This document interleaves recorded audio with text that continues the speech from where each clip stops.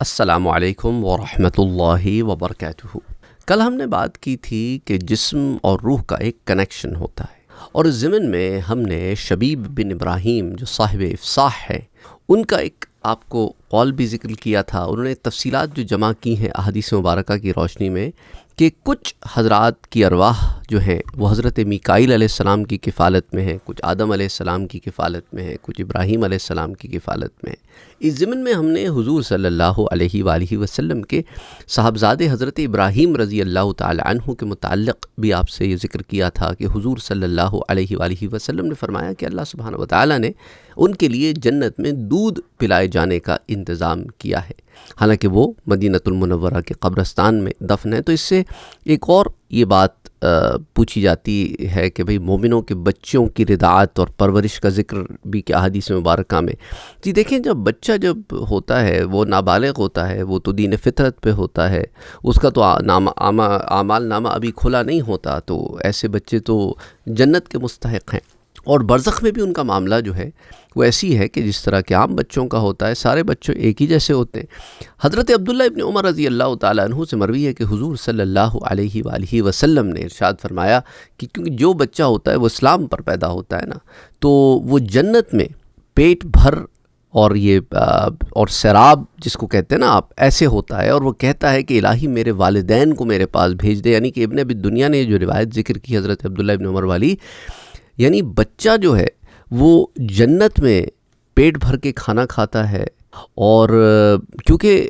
جیسا میں نے آپ سے ذکر کیا کہ اللہ سبحانہ وتعالی انہیں جسم عطا فرما دیتا ہے ان روحوں کو جہاں تک کہ قیامت قائم ہو جائے، اور یہ جسم جو ہے جیسا میں نے آپ سے ذکر کیا کہ پرندے کا جسم ہوتا ہے، اور بچے چھوٹے ہوتے ہیں تو انہیں چھوٹے پرندے چڑیا کا جسم دیا جاتا ہے، تو وہ کھاتے ہیں پیتے ہیں اور پیٹ بھر کے کھاتے پیتے ہیں۔ تو وہ ماں باپ جو اس خیال میں ہے کہ میرا بچہ کیا کر رہا ہوگا، میرا بچہ کیسا ہوگا، اس نے ابھی کھایا ہوگا، دیکھیں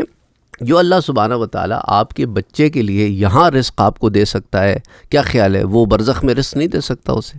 بھئی اللہ تو کہتا ہے نا قرآن میں کہ مما رزقناہم ینفقون، جو ہم دیتے ہیں اس میں سے وہ دیتے ہیں، تو دینے والی ذات تو اللہ کی ہے۔ تو اچھا، اسی طرح یاد رکھو کہ کوئی بچے کو اگر دنیا میں کوئی بیماری ہونا یا کوئی معذور ہو، کوئی جسمانی بیماری، دماغی مرض یا کسی مرض میں مبتلا ہو کے فوت ہو گیا ہو، یہ جسمانی امراض ہیں، اس کا روح سے تعلق نہیں ہے۔ اب جسم تو دفن ہو گیا، روح تو بالکل صحیح ہوتی ہے، اسے جو جسم دیا جاتا ہے وہ 100% ہوتا ہے، کوئی کمی بیشی نہیں ہوتی اس میں۔ اس لیے تو وہاں پر جب اللہ سبحانہ وتعالیٰ کی دی ہوئی نعمتوں میں کھاتے پیتے رہتے ہیں، اور یہ خاص مومنین کے لیے یہ بات ہے، اب جو بات کرنے جا رہا ہوں، تو جن کے والدین مومنین ہوتے ہیں تو وہ پھر اپنے رب سے اپنے والدین کے لیے دعا کرتے ہیں کہ الہی میرے والدین کو میرے پاس بھیج دے، یعنی ان نعمتوں میں انہیں بھی بھیج دے۔ یہ نہیں کہ وہ کہہ رہے ہوتے ہیں کہ باری تعالیٰ انہیں موت دے دے۔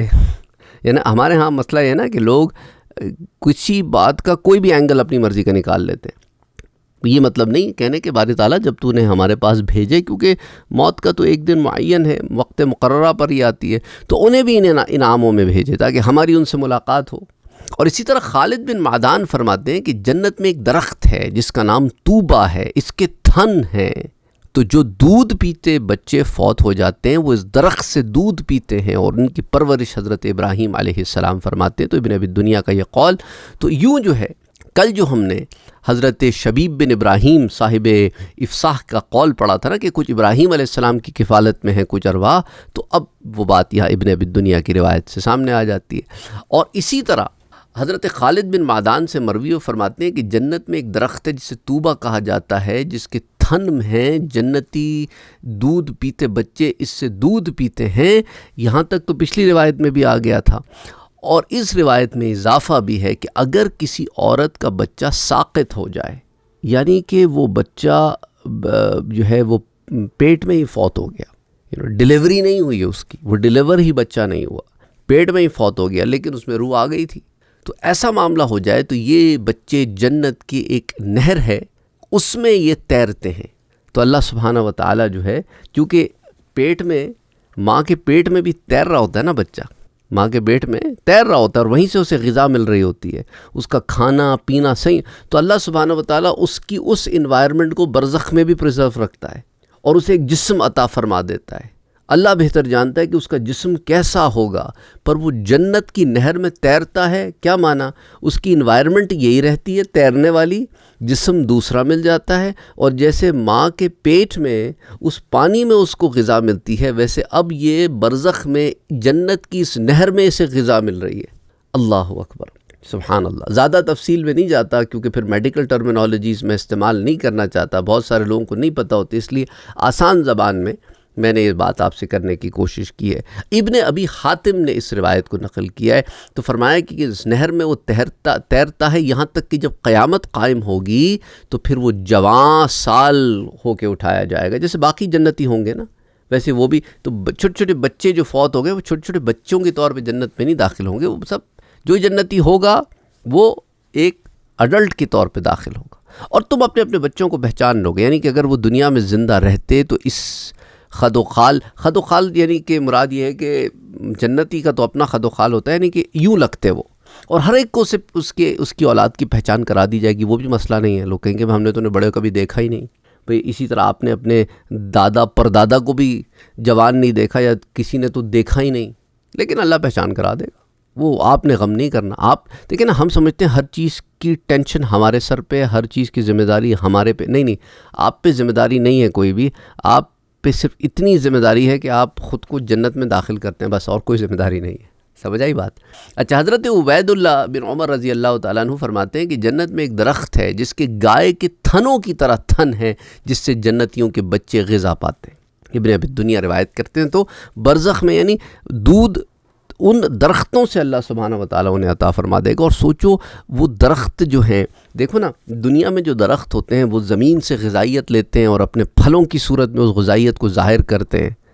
تو اچھی غذا ملے گی، اچھی زمین ہوگی، اچھا پھل ہوگا، تو سوچو جو درخت جنت میں لگا ہوگا اس کی غذائیت کتنے اعلیٰ درجے کی ہوگی، اور اس سے نکلنے والا دودھ کتنے اعلیٰ درجے کا ہوگا۔ وہ دودھ تو ہم اور آپ یہاں اس کوالٹی کو تو ہم میٹ ہی نہیں کر سکتے یہاں پہ، تو اب ہم کیا بات کریں کہ وہاں وہ کیا کھاتے پیتے ہوں گے، رائٹ؟ حضرت ابو ہریرہ رضی اللہ، اچھا یہ روایت حضرت عبید اللہ ابن عمر والی نا ابن ابی دنیا روایت کرتے ہیں، اور الجامع الکبیر میں، اور اسی طرح امام حاکم المستدرک میں ایک روایت لاتے ہیں حضرت ابو ہریرہ رضی اللہ تعالیٰ عنہ سے، کہ حضور اکرم صلی اللہ علیہ وآلہ وسلم نے فرمایا کہ مسلمانوں کے بچے جنت میں ہیں جن کی کفالت حضرت ابراہیم اور حضرت بی بی سارہ فرماتے ہیں۔ حضرت ابراہیم علیہ السلام اور بی بی سارہ رضی اللہ تعالی عنہ، جو آپ کی زوجہ محترمہ ہیں، جو حضرت اسحاق علیہ السلام کی والدہ ہیں حضرت سارہ، اور پھر فرمایا کہ یہ پرورش کا معاملہ چلتا رہتا ہے یہاں تک کہ وہ انہیں بروز قیامت ان کے والدین کے حوالے فرما دیں گے۔ تو یہ مسئلہ بھی حل ہو گیا کہ ہمارے بچے ہمیں کیسے پہچانیں گے اور ہم اپنے بچوں کو کیسے پہچانیں گے۔ اللہ نے یہ انتظام بھی کر دیا کہ جن کی کفالت میں رکھا وہ ایک ایک بچے کو اس کے والدین تک پہنچا دیں گے۔ اب ہمارے ہاں لوگوں کو اور ٹینشن شروع ہو جاتی ہے، وہ اکیلے اتنے سارے بچوں کو کیسے پہنچائیں گے؟ بھئی تمہارا مسئلہ نہیں ہے یہ تمہارا مسئلہ نہیں ہے، یہ مسئلہ ہی کوئی نہیں ہے۔ ان اللہ علی کل شیء قدیر۔ تو آپ ان چیزوں پہ کانسنٹریٹ کریں جو آپ کے لیے ہیں، ان چیزوں کی فکر نہ کریں جو آپ کے لیے نہیں ہیں، آپ کا ذمہ ہی نہیں ہے وہ، تو اس لیے آپ کو تفصیل میں جانے کی ضرورت بھی نہیں ہے۔ بس بچہ پہنچ جائے گا کافی ہے، کیسے پہنچے گا وہ آپ کا مسئلہ ہی کوئی نہیں ہے۔ ہم مسئلہ کیا ہوتا ہے ہمارے ہاں، ہم پیڑ گنتے رہتے ہیں، آموں میں دلچسپی کم ہوتی ہے۔ آم کھاؤ بابا، پیڑ گننے کی کیا ضرورت ہے؟ تو اللہ سبحانہ و تعالیٰ سب کے لیے آسانیاں کرے، آمین۔ تو اس لیے اپنے سوالوں کو جو ہے نا ایک گول پر مرکوز رکھیں۔ ہمارے ہاں لوگ سوال بہت کرتے ہیں، سوال بہت کرنے کا شوق ہے، نتیجتاً ایسے سوال کر لیتے ہیں جن کی ضرورت بھی نہیں ہوتی، کیونکہ ان کی ہم سے کوئی تعلق نہیں ہے نا ان سوالوں کا۔ تو بہرحال اللہ آسانیاں پیدا فرمائے، آمین۔ اللہ سبحانہ و تعالیٰ ان سب کی مغفرت فرمائے جو فوت ہو گئے ہیں، اور جو زندہ ہیں اللہ ہمیں ہدایت عطا فرمائے، ہمارے گناہوں کو بخش دے، صبر جمیل عطا فرمائے، آمین۔ اللہم صلی علی محمد وعلی آل محمد۔